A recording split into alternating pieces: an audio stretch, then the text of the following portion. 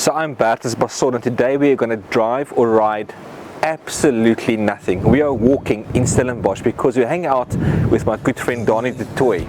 He's the frontman of a local band called Spoegwolf, and I got to know him because he had a restaurant up the road called Drum.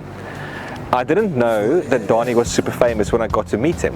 I just met this really cool restaurateur and then later realized that this guy is the frontman of one of South Africa's premier Afrikaans bands. Super cool guy, loves food, loves wine, writes poetry, makes music, and he is into art. What a legend. Let's go take a walk to Stellenbosch with Danie du Toit. So Donny, I think sometimes you've got to sort of pinch yourself to think that you get to live here. Up in these streets, just incredible. It's a dream. And mind you, our first stop today for a drink is the Akker. Oh wow! So it's one of my favorite bars in Stellenbosch. And you always feel, doesn't matter who you are. You can be a student, you can be old buddy like me. Exactly. You know, a world famous musician like yourself. but you always feel welcome there for some reason. It is a special place. One of my fondest memories is I was a first year student. It was raining, and I asked my dad if he wanted to come have a drink at the Akker. It was like in the afternoon, like 2 o'clock, and we had a sherry. And it was just the most wonderful afternoon ever. They had a fireplace going, and there was something magical about it. It's very civilized, having a sherry in winter. Something my dad and I have often shared is a good sherry. Okay. And the second one is I took a girl out on a date once, and I checked as I paid for the date. I checked, I had like 120 rand left in my account. And it's amazing. I remember it being 120 or something crazy. And I told her, well, why don't we go to the Akker? You know, why don't we go... Big brandy. Yeah, I'll stick you for a drink, you know, at the Akker, you know. And anyway, we came here, and on the way there, somewhere maybe some aftrack orders were going off or whatever. But as I got to the Akker and we parked, and I realized I don't think I have that 120 rand left anymore, but we'll see what's going to happen. Let's just pray. And I walked in with her here, and I told her, get yourself a drink, you know, and she got herself a drink, and I told her, I'm nauseous, I'm just going to have water. And we were staying at the bar actually, and she ordered I think it was a gin and tonic, a double gin and tonic, which I knew at that moment was more than I had in my account. And I ordered the water, and I realized, well, now I just need to pray. And I gave my card and swiped, and the barman, he looked at the machine as it said obviously declined, and he just looked at the machine, he looked at me, he looked at the girl who was way above my pay grade at that and he said, yeah, thanks.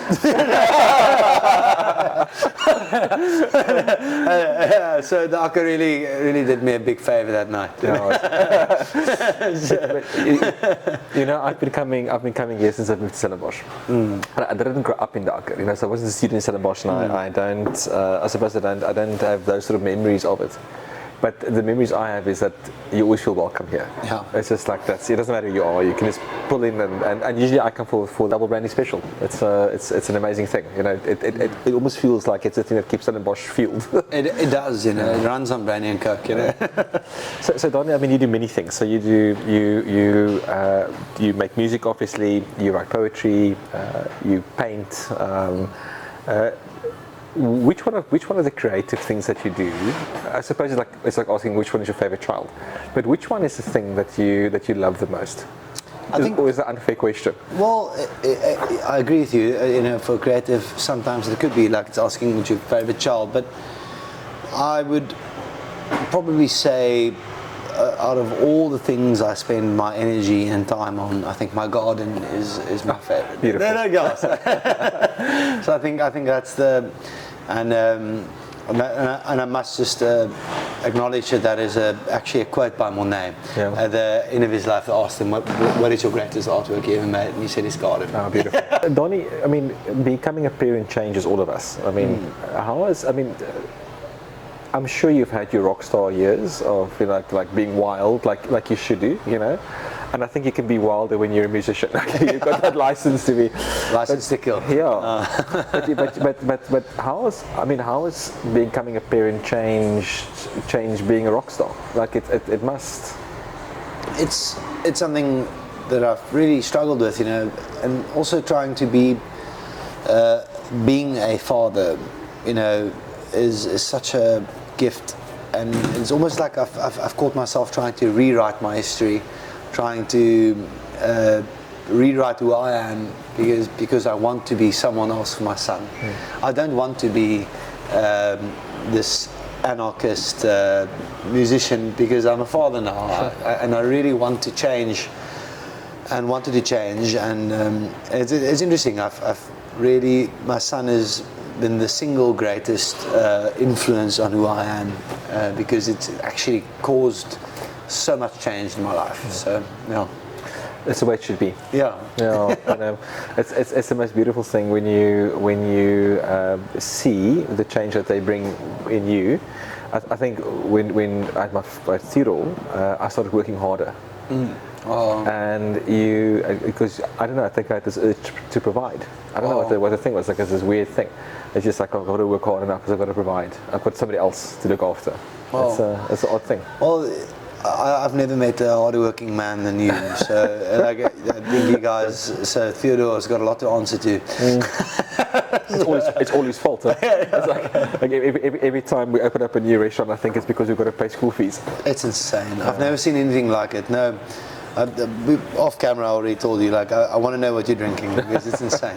It's like, are you ready for lunch, man? I can't wait. Yeah, let's go. Let's hit the road. So Decameron for lunch with Donny. That's going to be fun. Ons hande raak in Kerkstraat, die trap van die galery. Ek swief vir jou vir 100 jaar, is ver van verby. Daar's 'n hond op die pad lief, doodgery. Ek wil sê, daarvan, dalk iets maak. So Donny, this is Decameron in Stellenbosch, probably the oldest restaurant in town, I would think. 1987, I think. Yeah, and probably the most consistent. And I always think that every town needs a restaurant like this. It's the kind of place you can bring your kids to, and hopefully our kids will eat here one day. Exactly. You know, which I really hope so. Like, it's really one of the pillars of this community. yes, 100%. And it's insanely, it's a large place. Like, it's cool. And That's huge. A lot of important people we see on these photos that have eaten here. Yeah. So, and wow. it's Italian, which was probably an anomaly in South Africa in the 1980s. Like, it's just it ticks different boxes of, you know, it's an amazing place to be. And so many people I know studied at university and worked here as waiters. Wow. And so yeah, it's very lucky. Like they've created a community around themselves, which is what you really want. It's insane. So Donny, if you think of a Spoegwolf show, like you're on stage, energy's up. I mean, I've got difficult guests in the restaurant sometimes. So what does a tough Spoegwolf show look like if you've got a... Well, yeah, that's a very good question, you know. And I think with the restaurant as well, sometimes a tough evening is just something you have to get through, you know. I think for us, as a band, the four of us, we've developed such a friendship that, you know, it's very rare that one of the guys in the friendship doesn't do their job, give it their all. So that usually is perfect. So the things that can go wrong is usually things outside the friendship. So the sound, the weather, you know, the organizer, you know, those are the things that can go wrong, you know. But we're incredibly blessed, you know, and shows that don't go well for us is really in the minority. Cool. Since 2012, so it's 13 years, we've never in our entire lives missed a flight, missed a show, arrived late at a show, and that's something that we're, as the four of us, we're really quite proud of. But you know, I think that that's also like an anomaly in its own, is being a professional while being a creative. Well, that's it's not an easy thing, you know, like it's a... Well, you know, for that I've got the band to thank, you know, like Albert, who's been my best friend since 2001, we were 8 years old. My brother Moscow, who's steadfast, and Chris, who is the business brains in Spoegwolf. You know, the four of us, we've really, I feel, built something that we're incredibly proud of. Oh. So you've dabbled in the restaurant industry. We walked past the drum earlier, the old restaurant site. So if you had to choose between the restaurant industry and the music industry, what's the toughest? I must be honest, Bertus, it's not going to be nice to hear, but I think the restaurant industry is the toughest. something has always irritated me is when people talk about how hard they've worked in the music industry. It tells me either they're lying or they are delusional, because music isn't hard work. No. You know, most people who do music, they have their day jobs and they do some music, and I get to make music for a living. I'm the luckiest human being on the planet. You know, it's not hard work. Where the restaurant industry, and I dabbled in it for 4 years, that is unbelievable hard work. It's really, and that's why I sit here with so much respect for you. Like, I don't know how you guys do it. I don't know. I don't know how you keep on doing it. It's incredible.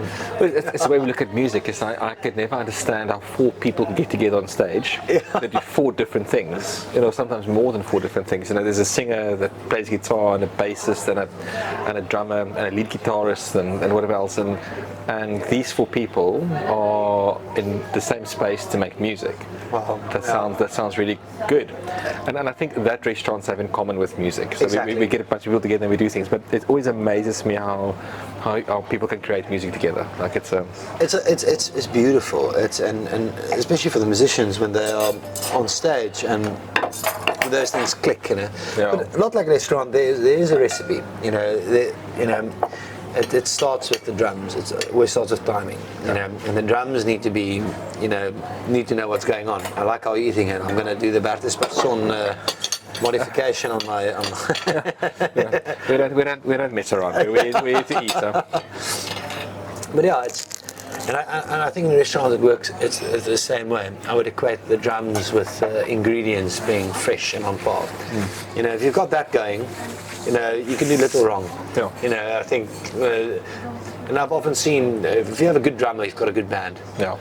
The rest of the guys can. 100%. You know, and it's the same way. If you have fresh ingredients, that keeps time in your restaurant. Yeah. If you think of Stellenbosch, and obviously I think Stellenbosch is South Africa's food capital at the moment. Like we're winning at life. I agree. I actually on the Instagram video posted yesterday, I said it as well. Yeah. So we feel the same way. Yeah, 100%. And you can't say mine, but do you have a local Stellenbosch restaurant that you love eating at?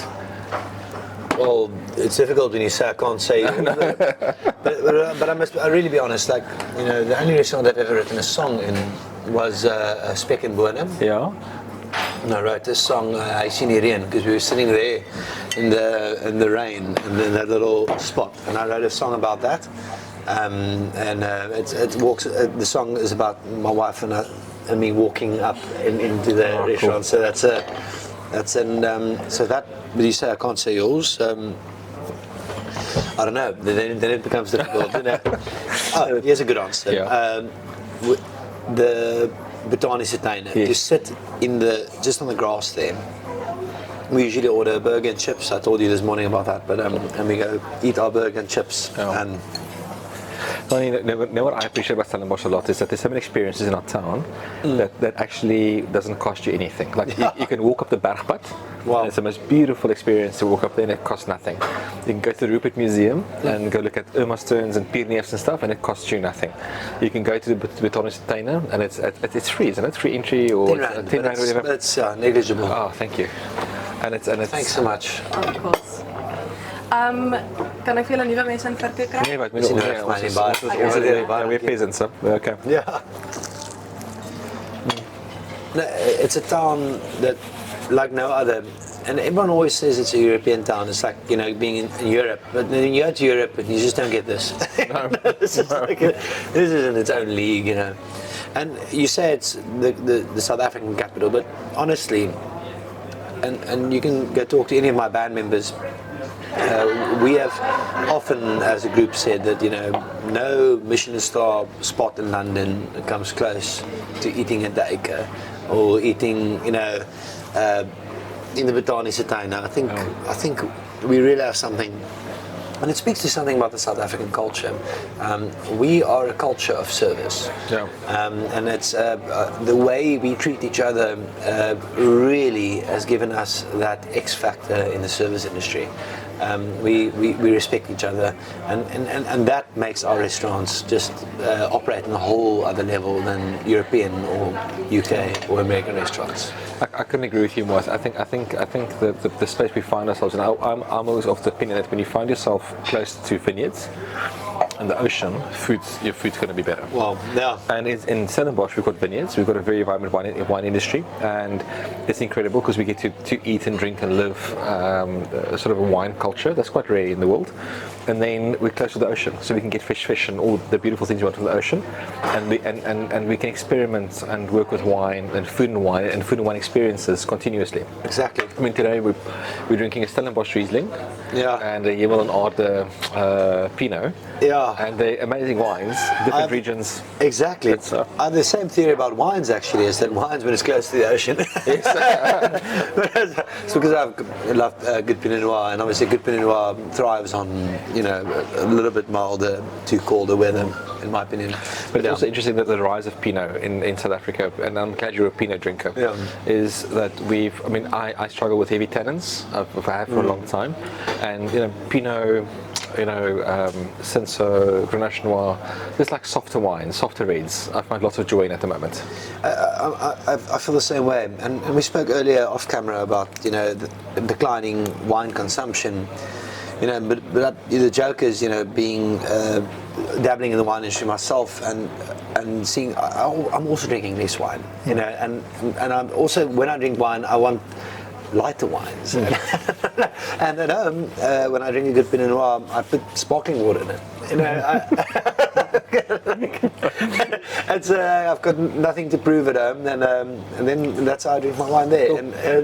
And I feel, there's definitely, we're moving towards a little bit less, a little bit lighter in all the wines. And enjoyable. I think what I like about grapes like Riesling, for example, is it's a fruit-driven grape, so it's perfect for our climate. I can drink lots of it, and I don't feel heavy. Exactly. Yeah. I want more of it. There's not acid in the wine. I can have it with food. It's a great lunchtime wine. No, we laughing all the way. If you're Stellenbosch, you wanted life. To be honest with you, it's a cool thing. So Donny, if you think of your favorite cuisine in the world, Asian, European, American, South African, what would be your ultimate flavor-based choice? I'm going to say, with a caveat, I'm going to say Italian. Yeah. Okay. So it's indicative that we're here today. Exactly. Yeah. But I'm going to say something controversial. I'm going to say Italian, South African.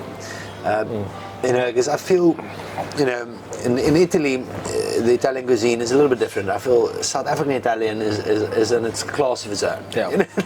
And Italians that come open restaurants in South Africa, thinking of Fabio, Roman Abide there, or this wonderful institution here, are some of the greatest experiences you can have in a restaurant. I always think of how an Italian chef arrived in South Africa in the 1960s. Yeah. And we only had cheddar cheese, man. They had to make do. 100%. And they made do. And they conjured up the South African version of acceptable sort of Italian cuisine. And we still love it. We still love eating like that. And that's what we do. I suppose it's the same in the Chinese community. Sort of all cuisines that travelled here during apartheid, exactly, when there was nothing available, made a plan, to expose us to new cultures. It was quite interesting. Yeah, and I think the whole idea of eating pasta is such a humble food. And we spoke earlier about it off camera, but you spoke about how you hate opulence. Yeah. And I feel I really resonate with that, and I feel Italian food is so inherently anti-opulence. Yeah, 100%. It's peasant cuisine. Exactly. May we always, go back to hating opulence, yes, and to eating humbly. I heard this story once where somebody said that after the Second World War, South African soldiers went to Europe, and they discovered pasta. And they came back to South Africa, and there was like a spike in what they called spaghetti parties. Really? Where people would have a party at home and eat spaghetti. And I think that's such a beautiful thing. It's such a humble thing, and such a simple thing to enjoy with your friends, is have a spaghetti party. We spoke again as well earlier, but if kids like it, there's something to it. Yeah. The Bible says, we should try and have the faith of kids, but we should also try and have the eating habits of kids. Donny, are you a coffee drinker? Embarrassingly, I am, but more embarrassingly, my wife makes me a little Jacobs every morning. Really? but that's the thing. Is do you have a favorite coffee? Because there's nothing wrong with the Jacobs. Nothing wrong with it. Do you have a favorite coffee spot in Stellenbosch? Favorite coffee spot where we live. In Wagevonden, there's a little coffee stall, the Sadie coffee stall. Yeah. Have they got a little George Jacobs? I wish. I drink my Jacobs in the morning, and then usually in the bath. and then we walk up to every morning. It's changed a bit now as my son has been going to play school, but generally every morning we walk up to the coffee stall, and we have our 2 coffees, and my son runs around and love it. That is beautiful. No, coffee is a big part of our life. So I'm a big fan of Haas coffee. And then Deluxe I'm a huge fan of as well. But we've got this very particular coffee culture in South Africa, and it's become we're getting a lot better coffee. But I was in a coffee shop in Cape Town the other day, and there was a guy in front of me who was very specific with the barista on how he needs to make the coffee, what temperature. It's just gone a bit too far, to be honest with you. Just let the guy make you a great cup of coffee and enjoy it. As well. Those things, and as you would know better than I do, the machine needs to be clean. If your coffee machine is dirty, all these temperatures means nothing. I love coffee culture in Italy. So you walk into the little corner coffee shop, or a little cafe. Yeah. And when you stand at the bar and drink your coffee, it's like €1 or whatever. And if you sit down, it's €2. and the service never goes like, "There's your coffee. There's your coffee. There's your coffee, boom." and I just love the fact that coffee is like a stop and go thing. It's like I wake up in the morning, I have a shower, whatever. I go down to the coffee shop and have a pastry very quickly for 6 minutes, and like smash a great espresso and then get out. Exactly. And I love that part of Italian culture a lot. It's like how they just cut through the nonsense and say, exactly. this is what you want. You want the coffee, you want the caffeine, and off you go. I recently rediscovered just the use of Bialetti. You don't need to use the brand because they're so expensive. You just can buy 150 on a Checkers. But wow. Thank you. That's incredible. There you go. En calamari. Oh, thank Lucky you. ons. Dankie. Oh. Okay. The calamari is the best. Yeah, it's the calamari is insane. amazing. You can't beat that. I'm sure you can. But It's very good. I've often tried to figure out how they do it, because it's always clean. There's not like never dirty oil.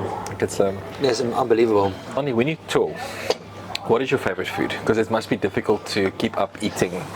But the thing is, on tour there's a lot of takeaways, but we've been looking out for a lot. When in Pretoria we go to Lupa. It's again Italian.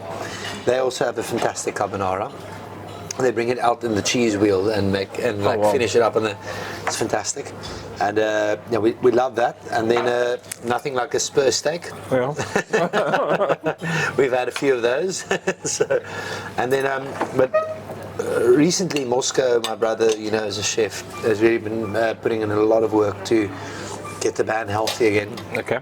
So as we arrive at the airport, I wait for the luggage. Chris goes for the rental car, and Moscow goes to the Woolworths, and he gets a big cooler bag full of ingredients for the weekend, and then we try and live out of that bag for a few days. But it's admirable, because usually it's not the case. Yeah. Well, the thing is, we're getting older. We can't keep on living like that. Like we've been living. Donny, this Parma pizza is probably my favorite pizza in Stellenbosch. Really? It is incredible. Oh, I'm so excited. Wow. Yeah, it's just loaded with Parma, simple, delicious. Always reminds me of I've often told the story. We came for lunch at your house on a Sunday, my brother and I, many years ago, probably about 8 years ago. And I remember you cooked we were so excited we were going to eat at this world famous chef's house. What do you expect? What's going to happen? And you made this unbelievably simple and classy and elegant. It was a stew, bready but with almost no liquid, no funny stuff, and that actually had a massive impact on us really? and our lives. Even now when I cook, Yeah. I often think back of how Bertus approached, simple and well thought out cooking. It was brilliant. Well, the thing is, I like simplicity like that. I think it's something that's cooking simple, delicious food. Exactly. But a South African brie for me is like it's a thing of beauty. Like it's amazing. Nothing like it. So Donny, what does your last meal look like? So you're on death row. That's it. They're calling curtains, man. And then you can choose your last meal. Hopefully, a Yemelanada Pinot Noir and a small array of Italian foods with a good friend like Bertus Basson. Yeah. And for good measure, my wife and my son and my father. I think that would turn something like this into heaven. So it's more about people. Yeah. I agree with you. The funny thing is when I eat out, dining out for me is mostly about the company. I want to speak to people, and then about the wine list. Yeah. And then the last two things on the list is food and service. But I want to enjoy company first, and then I want to have a great wine list. That's something I've always been impressed with at your restaurants, your wine lists. I've always found such rare and wonderful wines. I feel like I'm in Harry Potter. These magical little wines you can't find anywhere else. Like you've really done a good job with that. Thank you, man. And if you had that heavy night, the Spoegwolf show went good. You're all excited, energy's high, and you're like a little bit out of here. What does Spoegwolf's drunk food look like? There's an unwritten rule in the music industry of somewhere you have to stop eating KFC bucket wings after shows. For many years, we ate a lot of wings. Oh, it was insane. I mean, I can't tell you how many times in my life I stood at the front of a rental Avanza, eating wings in some horrible spot in the country. So is it KFC? Fried chicken? There's a lot of KFC, but that's the only places that were open usually, or the drive-thrus and. Yeah. Look, I must say, like, I don't do much takeaways, not like I used to. I mean, I can be honest about it. I don't mind Burger King and McDonald's, those sort of things. It's just I admire the systems that they built and how quick they get food out and those sort of things. But my KFC go-to if I'm in the queue is a Boxmaster. Yeah, that thing is delicious. Such a good thing, a Boxmaster. And I wish I could get a time machine and go back to how the Zinger burger tasted in like 2007, 2008. I remember as a kid walking with my brother barefoot in the sun, getting our Zinger burgers, and we would like save up for one and then like go walking and it was so spicy. And it's just surprisingly spicy. Yeah, it was like, whoa, it was like the best burger in the world. Yeah. Now it's just now it's just a burger, but I remember when it came out, it was a groundbreaking burger. There's also something about KFC's mayonnaise that I don't quite understand yet, to be honest with you. Like, I don't know if they make something different, but the mayo of these is it's special. It's a different thing altogether. I try and stay away from mayo. Especially in like Amsterdam, place like those, where you don't get ketchup, you get mayo with everything. It's weird. Look, I think the whole idea. I mean, one of my favorite fry experiences, chip was farbol friet in Amsterdam. Farbol friet. They do chips, and they do croquettes and chips, and that's it. And it was so good. It was probably the best chips I've ever had in my life. They're good. And it was focused on potato, and then a little side of mayo. And it made so much sense when I ate it with those chips. It was so flippin' good. But I must be honest with you. In general, I'm a ketchup guy. Really? Yeah, they had Heinz tomato sauce, or Heinz tomato sauce, or All Gold. Yeah. Like a good old All Gold is. Good old All Gold is just unbelievable. Yeah, it's amazing. 36 tomatoes. Wow. So Donny, you've got a love for wine, and you're in the wine business, and you do your thing, and it's a tough business to be in as well, apart from music. Yeah. But what is your favorite white varietal and your favorite red varietal? Okay, so red varietal, I hope it counts as a Pinot Noir because it's like very light red. And I believe South Africa has got uniquely fantastic Chenin. I think we're an incredibly successful Chenin producer. Yes. I think it's still one of the most widely planted varietals.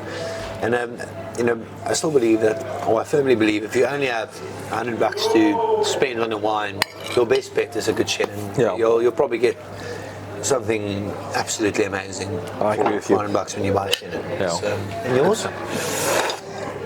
So yeah, like the reds again, Pinot Noir, Cinsault Grenache Noir, and then top of the pops for me is definitely South African Chenin.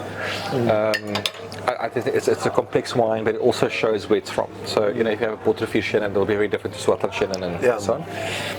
I'm a big fan of Germanic varietals, so I love Riesling and Gewürztraminer. Yeah, and then Chardonnay. Oh yeah. Like Stellenbosch is actually Chardonnay and Cab Country. That's what we do really well. There's something about you chefs. My brother Moscow is also a big fan of Chardonnay, and when he brings it to a braai, he's the only one drinking it. Yeah. That's amazing. And the world has changed. Like it's not these big buttery, heavy sort of oak chippy Chardonnays anymore. Like they become imbalanced now. It's like Pinotage. Like Pinotage is something that you either love or hate. But lately I've been drinking great Pinotages, like really good Pinotages, and a lot of damage was done, I think, and people like our family business with the grinder was also partly to blame for it. But a lot of damage was done with those coffee and chocolate Pinotages. I think really made people think that a Pinotage will always taste like a cigar box, It doesn't have to, and there are some wonderful Pinotages that don't fall into that kind of a heavy bracket. I remember I was in a restaurant in Sydney years ago called Rockpool, Matthew Perry's restaurant, and I was and I went for dinner, and it's on the rocks in Sydney, on the harbour, beautiful. And I sat down and I had an amazing meal on my own. I mean, the food was really, really good. And I said to the sommelier, like a Chinese Australian sommelier, I had a really good chat about wine. And I said to him, "Oh, do you have any South African wines to list?" And he said, "The only thing I know about South African wine is Pinotage, and I hate it." And I was like, man, come on, we've really got something to offer, and I hope that we can convince that gentleman to sell South African wine at some stage. But it's our wine culture and our wine industry in South Africa is both vibrant and alive. I love the fact that there's young winemakers doing amazing things. Like there's lots of creativity. It's a cool space to be in. Like we find ourselves in a very cool space. And I think this year's harvest, when I spoke to my winemaker friends in the past few seasons, there was some difficulty, like late harvest or low volume, whatever, high winds. This year they're all happy. Really? Yeah, they're all like. We're gonna have it next 2015. Yeah. Well, I think hang on for 2025. Oh, really? Is that gonna be? It's gonna be a vintage. Let's not make the same mistake. Let's actually buy all those ones now and keep them in. Oh, that's amazing. Have you had some carbonara? This is lekker, carbonara. Amazing. What is your favorite South African? If you could have any bottle in South Africa now, what would that be? That's a malt question, huh? But sure, that's heavy. I think there's so many. There's so many, and I think if we talk about regions, like South African wine regions, that changes the question maybe slightly. Okay, Swartland, but I know you're a big Ibn Sadi fan. Yeah, I love Ibn's wines. I love Adi's wines and Ibn's wines, and actually, there's actually very few bad wines that's made in the Swartland. Like there's boundaries being pushed. Orange wines and natural stuff happening, but really interesting wines happening. But I think from a drinkability perspective, from a home perspective, so we drink lots. We like more approachable wines at home. Not that they're approachable. They're very well above average. But I think if I could have a bottle of Cathology. Okay. Yeah, Chris Arlight's wines. Every second night, I'll be quite happy with. You'd be very happy with that. White blend, and then also in that white blend range, Ian O'Dea's wines. Okay. Yeah, I like his Soutpos. He's got old white blends. Ian is also a good friend, but I think it's just like his wines are underappreciated. I think. Oh. They're really good stuff. So I'm a big fan of his wines, and there's this. I think there's this wonderful world of non-commercial really good wines that work. Exactly. And one of my proudest moments in life was when I ate in a restaurant in London a few years ago, and I had like a 2-star Michelin restaurant, and next to us a American table they were busy pouring the wine pairing, and they said that this is Lucas van Logrenberg from Stellenbosch, and I was like, yeah man, That's the one. Lucas van Logrenberg from Stellenbosch wine, and that makes me happy. Like when I travel and I see my friends' wines on lists overseas, I'm very happy. And they're doing well, and Yeah. that's insane. Yeah, that's like that for me is ultimate. If I can travel to a world city, eat amazing food, look at the list and go, wow, I know this winemaker, and he's a cool guy, and he deserves to be here. And at the same time, I think as far as cool guys are concerned, Jean Smith from Moya Meeker and Damascene Wines, I think everything he makes is incredible. And it's so nice to me when a winemaker emails and says, I want to do a tasting with you, and I say, I don't want to taste it, I know you can't make cuck wine. No, don't worry, we'll be fine. Just send me the wine. Send the stock, yeah, let's go. And that's also quite like it. So there's those sort of people, Saki Maton on the West Coast. I mean the list goes on. I mean it's endless, huh? Like it's we're lucky. We're just so lucky. You've done a lot, huh? Do you have any regrets? Anything that you like, shit, I should have done that differently? Yeah, well, I think it's a good thing to have some regrets. It means that you've pushed the boundaries. Yeah. But some regrets, if I could do it all over again, I would definitely be a better friend to some of my friends. I think those are the things I really. Sometimes I've been incredibly selfish or vicious, and those are things I really wish I could redo. But I think all of us have got things like that, in our lives. I fully agree with you. There's this beautiful thing about when we grow older. If you're lucky enough to grow older, you can also grow. It's this life. Right? Like I've experienced the same thing. You change. Change is good. But it's about change. It's about being able to change, allowing yourself to change. It's all the sort of things that I fucking I think would be undervalued. Exactly, and how you react to things. There's a book co-written. What was it? Written by someone else, but it's a conversation between Dalai Lama and Desmond Tutu. It's the Book of Joy. One of those airport books you can find anywhere. It's almost corny to have it, but it's worthwhile reading. But one of the central messages is the Dalai Lama speaks about 2 arrows. He says that life shoots an arrow. Every now and then you come around a corner and life shoots an arrow, and that arrow is obviously devastating. But you can survive that arrow almost always. What you can't survive is the second arrow, and the second arrow is how you react to the first arrow. Oh wow, that's beautiful. And your reaction, that's the one that does the damage. No. And in life, I think if you can control your reaction to things, you can almost survive any blow. If your reaction isn't controlled, and then you're going to go down. That's wisdom, huh? Yeah, well, that's the Dalai Lama. And what would you say is your biggest win at life? My biggest win in life? Yeah. I'm definitely incredibly blessed with the biggest con I've ever pulled off was my wife. But does she know that though? Yeah. Have you told her? I hope she doesn't find out. But I'm really. My wife is the single greatest thing that's ever happened to me. I'm so incredibly blessed and lucky. And she is just this incredible source of good and strength. And she's the meanest, toughest, most wonderful lady I've ever met. and she's just awesome. I've met you a few times, and what I love is that I don't think she gives a shit that you're famous. I don't think she cares. She's. I came up with this new. I told her, my goal in life is to impress my friends and surprise my wife.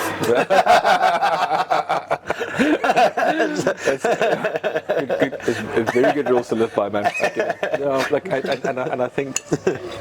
think for anybody that does what you do, you're always in the public face. To have grounding, to know that you're going to go home, but there's somebody who's grounded. That's so lekker. I think that's so important. Nothing beats coming on a Sunday evening after a long tour and seeing my wife sitting our couch overlooking our garden, you know, and I park there, and my son is on the carpet, you know, and that just sense of home is just unbeatable, you know. Yeah, it's a proper win. No, it's just all the way. You know, And what's next for Spoegwolf? Nothing much. I think some world domination. I think An Afrikaans? Yeah. Mooi. Well, yeah. I think we really want to continue doing what we're doing, and we want to grow and build. We are going on our first Americas tour now in June. We're doing our 4th European tour, and then another Australian and New Zealand tour. I think it'll be 3rd or 4th as well in the end of the year. And we're very, very lucky. We're bringing out our, I think, 14th album now, Wow. so our 13th or 14th, I'm not sure, but yeah. Blessed and happy. I must look. Obviously, you know that Trump invited us to America, but you're not going to stay, are you? You're coming home. Oh, who's us? As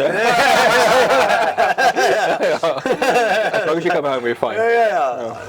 Thanks for your time, man. What a Appreciate party. it. Thank you. So that's a little bit of insight into my friend Donny's head, and he's a super cool guy and does lots of different things. So listen to his music, buy his poetry, and drink his wine, okay? And if you want to eat something really cool in Stellenbosch, you come to Decameron, the oldest Italian restaurant in town, and you come and chow here. It is the flippin' business. We'll see you next time when we talk to somebody really cool and eat some great food together. Ek sal jou volg, selfs as ons spoor in stil.